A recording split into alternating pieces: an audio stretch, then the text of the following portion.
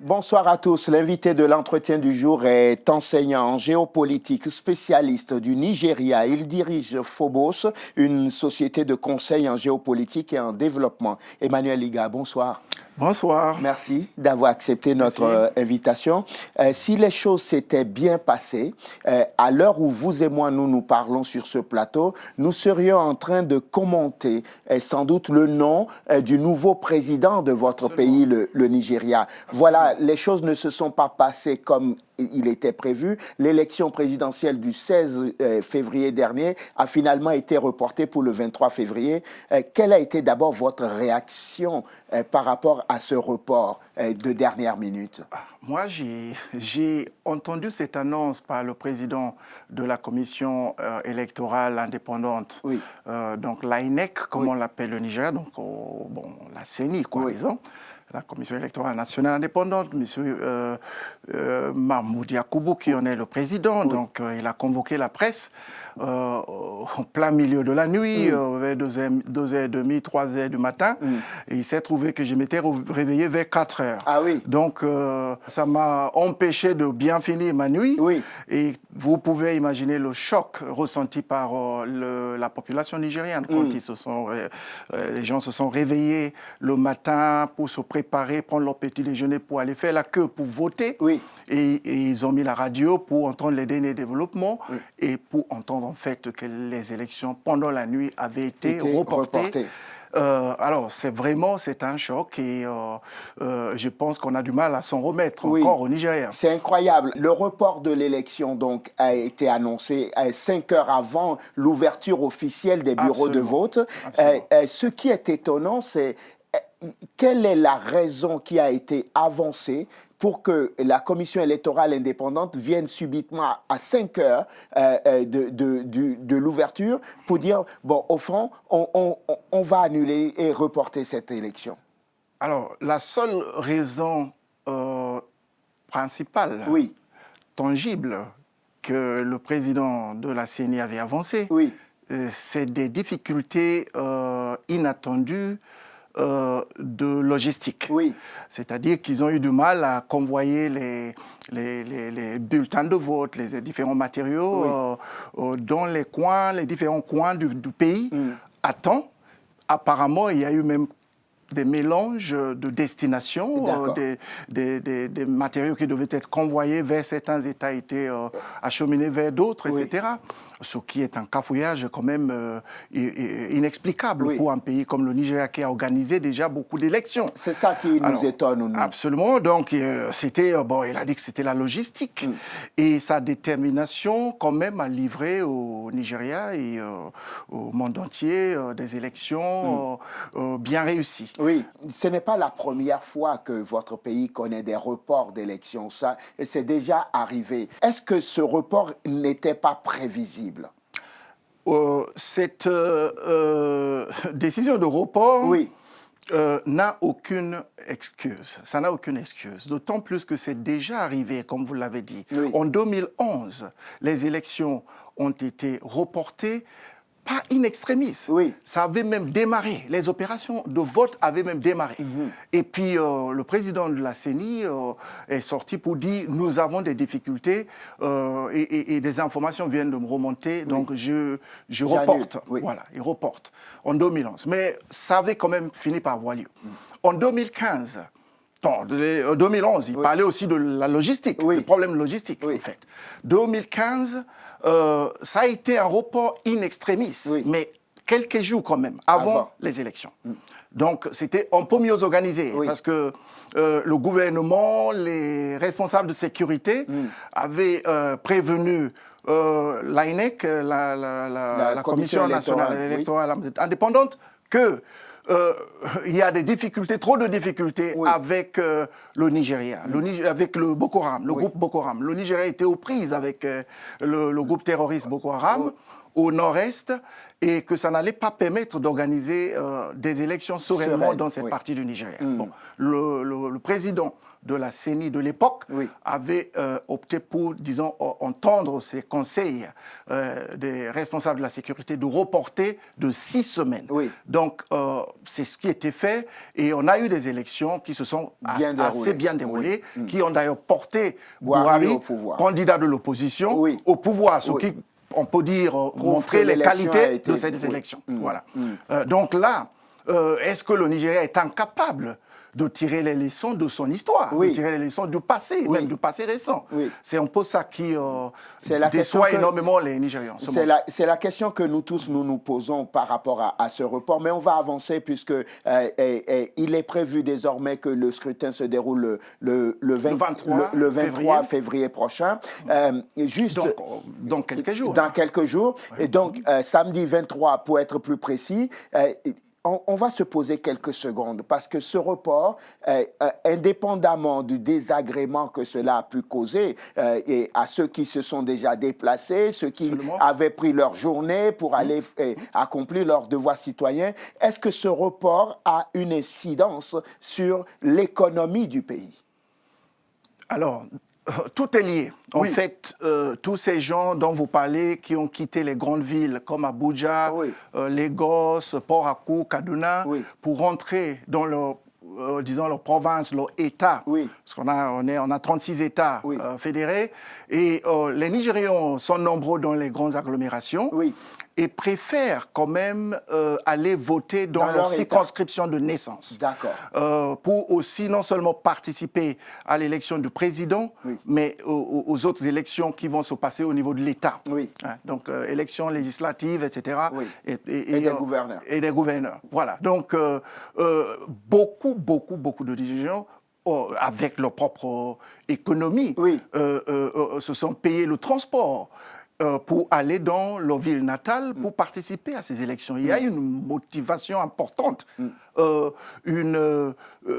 électorat extrêmement galvanisé pour vraiment participer. On a l'impression que ces élections de 2019 revêtent une importance beaucoup plus cruciale que les précédentes. Donc, ils sont partis. Beaucoup d'entre eux sont des hommes d'affaires, des femmes d'affaires. Ils ont fermé leurs boutiques. Ils sont des fonctionnaires, ils sont des enseignants, etc. Et ils sont partis avec leurs économies. Le problème maintenant, avec un report d'une semaine, comment ces gens vont à nouveau revenir dans leur base où ils travaillent et repartir avec quel argent? Personne ne va les compenser. Donc, beaucoup d'entre eux risquent d'être démotivés pour cette raison-là. Alors, côté économique, un jour, 2 jours avant les élections, les gens ont déjà commencé à voyager. Ils ont pris leurs jours de congé, etc. Et puis, les entreprises tiennent compte de cette situation. Donc, il y a moins d'activités. Il y a un ralentissement général. Les bureaux se ferment en général le vendredi pour permettre aux gens de rentrer dans leurs États pour voter le samedi. Parce que le vote se passe souvent le samedi. Et les ports, avec beaucoup de bateaux qui arrivent au Nigeria, se sont mis en attente pour pouvoir décharger leur cargaison, etc. D'autres même ont réorganisé leur arrivée sur les ports du Nigeria en fonction de cette date pour éviter. Pour éviter que s'il y avait un problème, qu'ils échappent à ça. Alors, donc, les économistes les plus sérieux, notamment de la Chambre de commerce et d'industrie de Lagos, nous chiffrent les pertes potentielles dues à ce report de la date des élections. Nous avancent des chiffres allant jusqu'à 10 milliards de dollars. Vous êtes sérieux? 10 milliards de dollars. 10 milliards de dollars? Voilà. Donc, vous savez, le Nigeria est la première économie de l'Afrique. Statut qu'il a acquis il y a 5 ans, avec un PIB, un produit intérieur brut, de plus de 515 milliards de dollars. C'est le gouvernement qui est arrivé, qui est en train de finir son mandat là, n'a pas pu maintenir ce niveau du PIB. Et le PIB est tombé à 400 milliards de dollars environ. Alors, ces calculs ont été faits sur la base de ce nouveau PIB autour de 400 milliards de dollars. Qu'est-ce que le Nigeria arrive à produire par jour? Donc, les économistes, à mon avis, ont fait un travail quand même sérieux. Et ils nous disent que nous perdons autour de 1 milliard, 1,5 milliard par jour à cause du report. On comprend mieux alors la sortie du président de la commission électorale indépendante qui est venu devant la presse une nouvelle fois présenter cette fois-ci officiellement les excuses de la commission au nom des membres de la commission. À quel moment il se dit, à ce moment précis, je vais aller devant les Nigérians pour leur présenter les excuses? Est-ce que ça suffira? Ah non, les excuses ne suffiront pas. Les excuses sont arrivées vraiment, vous l'avez d'ailleurs remarqué, c'est arrivé après coup. Après coup, Dans sa première annonce, son annonce du report. C'est là où les excuses auraient vraiment pénétré dans les cœurs des Nigérians s'il les avait faites à ce moment-là. Il a simplement annoncé les reports sans même penser à s'excuser. Et ce que les Nigérians ont commencé à dire, mais c'est quoi ça? Vous annoncez un report comme si ça n'avait aucun incident sur sur nos activités et vous ne vous excusez pas. Donc il a entendu ça. C'est pour ça qu'il a fait cette deuxième sortie dont vous parlez. Et ça ne peut pas arranger la situation. Ça ne ramènera pas les 10 milliards. Il y a de l'argent impliqué dedans.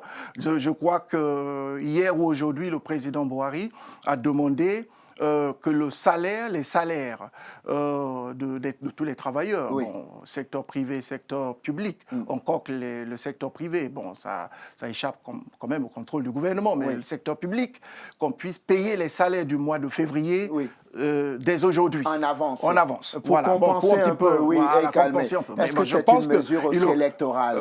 Il y a un peu ça. Mais il y a de l'opportunisme. Un peu d'opportunisme, mais il n'est pas allé jusqu'au bout de cette logique-là. Si j'avais été un de ses conseillers, une prime. Une prime de compensation. Ajouter quelques milliers de naira pour tenir compte des frais de transport qui ont été dépensés et perdus. Pour rien. Peut-être que les mauvaises langues que nous sommes, on l'aurait accusé quand même de clientélisme, non? S'il avait pris cette mesure. Ils en font tout le temps comme ça, de l'argent qu'ils distribuent. Ça n'aurait pas fait vraiment scandale, à mon avis. Non. Emmanuel Iga, quoi qu'il arrive, à l'issue de cette présidentielle, des têtes vont tomber quand même à la commission électorale indépendante. On le sait. Ou on le présume. Oui, il faut le présumer. Devra payer. Faut le présumer. Quelqu'un devrait payer si le gouvernement est vraiment sérieux. Et si le président est un homme de sa propre parole. Donc, parce qu'il a dit, quelqu'un devra expliquer ce qui s'est passé. Il y a un corps qu'on a même oublié dans cette question des conséquences. Vous savez que nous avons un nombre important de missions d'observation. Sur place, envoyées par l'Union africaine, par des ONG, l'Union européenne, etc., même certaines des États-Unis et tout, qui sont sur place.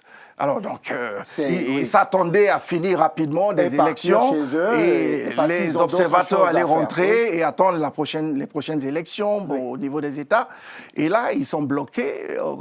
Là aussi, donc, ils vont devoir dépenser sur les hôtels, etc., pendant une semaine. C'est une vraie logistique. Voilà. Donc, ce qui se passe, c'est que le président de cette commission, évidemment, va devoir s'expliquer. En ce moment, il y a très peu de gens qui se sont levés pour le défendre. On a pensé au tout début qu'il était peut-être influencé par le pouvoir. Il y avait des spéculations, des soupçons qui allaient bon train. Que peut-être des manœuvres pour traficoter les choses par le pouvoir n'avaient pas encore été bien ficelées et qu'ils ont mis la pression pour que le report puisse se faire pour leur donner plus de temps. Et puis on a eu par la suite, un autre grand étonnement, un tir de barrage du côté pouvoir. Vers l'opposition. Vers d'abord le président de la commission électorale, qui est censé être une commission qui travaille indépendamment, mais avec le soutien du pouvoir. Il tire son budget du gouvernement, etc. Donc, et le gouvernement devrait, dans cette histoire de logistique, le Nigeria a quand même une armée assez équipée, moyens de transport, qui ont des hélicoptères, tout ça. Pourquoi peut-on avoir des problèmes de logistique? Donc, le gouvernement a critiqué vertement le président du Conseil, donc le menaçant, bon voilà, il va falloir s'expliquer la semaine prochaine, etc., après les élections. Et puis, il y a aussi type de barrage, évidemment, vers l'opposition. Ce qui nous a surpris, c'est que le pouvoir accuse l'opposition d'être de mèche avec la Commission nationale indépendante, électorale nationale indépendante. C'est le monde à l'envers. C'est le monde à l'envers. En général, on soupçonne ces commissions-là d'être à la solde des pouvoirs en place. Donc, on va tirer ça au clair après les élections. On va suivre ça avec beaucoup d'intérêt. Il y a deux grands candidats. Évidemment, on ne parle que de Muhammadu Buhari, d'un côté, donc, qui est le président sortant et qui vient d'achever presque 4 ans à la tête du pays. Et puis, il y a Boubacar Atikou, donc, qui est son challenger du PDP. Quand on regarde les deux candidats, pour ceux qui ne connaissent pas Atikou, qu'est-ce que vous pouvez leur dire de ce challenger? Bon, Atikou a été pendant longtemps un haut fonctionnaire. Il est sorti du corps de la douane nigériane. Et très tôt, il a saisi des opportunités de fonder des entreprises. Et il a quitté la fonction publique pour devenir entrepreneur. Il a des entreprises de différentes tailles, notamment une entreprise qui s'appelle Intel, qui gère les grands ports du Nigeria. Il est aussi le propriétaire de l'université américaine qu'il a créé dans son État, l'État d'Adamawa. Et donc ça, c'est aussi quelque chose qui joue un petit peu en sa faveur, alors qu'on pense que le président Buhari n'est pas quelqu'un très sensible à l'éducation. Son gouvernement a un budget de moins de 5% sur le budget national consacré à l'éducation. Donc il est très critiqué sur ça. Le fait qu'Atikou ait montré que il s'intéresse à l'éducation, ça joue un peu pour lui. Donc, ce qui est aussi important de dire, c'est que c'est un ancien vice-président. Il a été vice-président de Obasanjo, le puissant président Obasanjo, quand il y a eu le retour à la démocratie après une longue période de régime militaire, en 1999. Donc, il est élu avec Obasanjo, ils sont restés au pouvoir, ils ont été réélus, les mandats étant de 4 ans, réélus en 2003 pour encore un mandat de 4 ans, donc ils sont restés jusqu'à 2007. Donc, c'est un homme extrêmement expérimenté et un homme d'affaires qui connaît beaucoup de réussite. Donc, les Nigérians pensent que c'est quelqu'un qui sait comment prendre de l'argent pour produire de l'argent. Voilà. Et que c'est ça, peut-être, dont on peut avoir besoin dans les difficultés actuelles du Nigeria. C'est ça qui joue en sa faveur. J'ai souvenir que quand Buhari venait, on nous disait aussi de Buhari que même s'il n'était pas un économiste hors pair, on décrivait un homme qui était capable d'amener le Nigeria à un nouveau niveau de sécurité, à un nouveau niveau de lutte contre la corruption, et qu'il était un homme intègre qui arriverait à la tête de ce pays. 4 ans plus tard, est-ce que les Nigérians se sont dédits par rapport à ce qu'ils ont pensé de Buhari? Une bonne partie des Nigérians remettent en cause cette réputation de monsieur, comme on dit, monsieur propre. Notamment parce qu'on a vu que cette lutte contre la corruption apparaissait un peu déséquilibrée, que les amis entre guillemets du président, ceux qui sont dans son parti, ceux qui sont avec lui dans le gouvernement, d'ailleurs qui ont été inquiétés pour des questions de corruption, n'ont jamais été poursuivis. Ils n'ont jamais été poursuivis. Tandis que chaque semaine, on nous sort des scandales impliquant des personnalités de l'opposition. Donc ça avait un petit peu terni ses résultats au niveau de la lutte contre la corruption. Au niveau de la sécurité, je parlais tout à l'heure du groupe Boko Haram qui avait rendu le Nigeria au côté nord, dans la région nord-est, invivable pendant des années, avec des prises d'otages. Il y avait l'épineuse question des filles de Chibok, qui avaient été d'Apchi ensuite. Et Buhari était venu avec la promesse qu'il allait nettoyer tout ça. Bon, il a obtenu quelques résultats. Boko Haram occupé et administré de façon effective 15 à 17 villes dans le nord-est du Nigeria. On les a délogés. Et ça, c'est Buhari qui a pu les déloger. Il a pu récupérer, libérer un grand nombre des filles de Chibok. Et puis, il y a eu une période un petit peu... il ne se passait rien. Et tout d'un coup, on voit comme un retour en force de Boko Haram. Au moment où je parle, je viens d'entendre qu'il y a presque une vingtaine de personnes qui venaient d'être tuées dans le nord-est du Nigeria par Boko Haram. Donc, ils sont là. On peut dire que Boko Haram... c'est comme une histoire d'un serpent, comme on dit en Afrique. Quand vous tuez un serpent, si vous ne coupez pas sa tête, il reste dangereux. Donc il y a ça. On a pensé aussi que Boko Haram commence à bénéficier d'une sorte de renfort venant du Moyen-Orient. Où le groupe État islamique a été mis à mal et ils ont perdu tout leur terrain là-bas. Bon, il y a tout ça. Et ce qui a le plus compliqué la situation, c'est un nouveau conflit. Pas vraiment un conflit, puisque pour être un conflit, il faut que deux parties soient impliquées dedans. Mais c'est des massacres, des tueries, pratiquement toutes les semaines par des éleveurs peuls, des pastoraux qui avaient la tradition de se promener avec leur bétail un peu partout au Nigeria.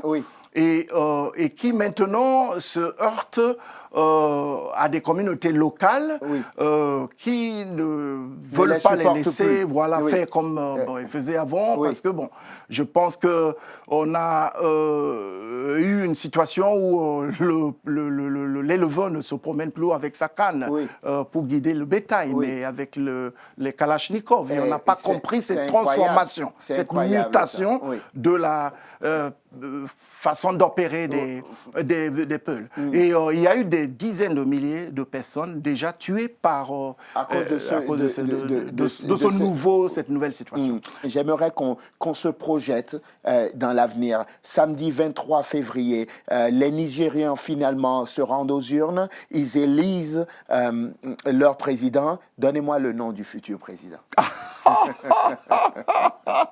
J'aurais bien voulu disposer d'une boule de cristal. Ce que je peux dire, il y a eu énormément de sondages. Et selon le côté où on se trouve, on prend les sondages qui sont favorables à son champion. Bon, donc la plupart des sondages mettent quand même les deux principaux candidats dans un mouchoir de poche. Pas plus de peut-être 1 200 000 voix qui les sépareraient. C'est un petit peu la situation qu'on avait eue avec Goodluck Jonathan, le président précédent, et Buhari en 2015. Donc, et cette fois-ci, ça va même être beaucoup plus serré. Parce que les deux candidats ont des arguments de leur côté. Et il ne faut pas oublier, il y a quand même au total 74 candidats, donc, y compris ces deux principaux. Donc c'est un nombre important.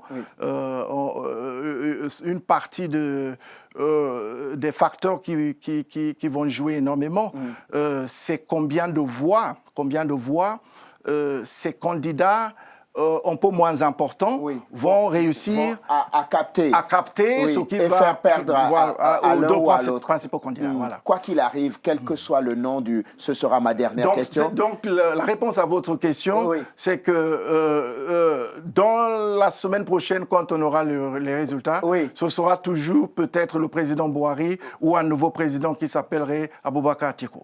Très bien. On gardera ces deux noms jusqu'à la fin parce que vous me disiez que c'est une élection qui va se jouer dans un moussoir de poche.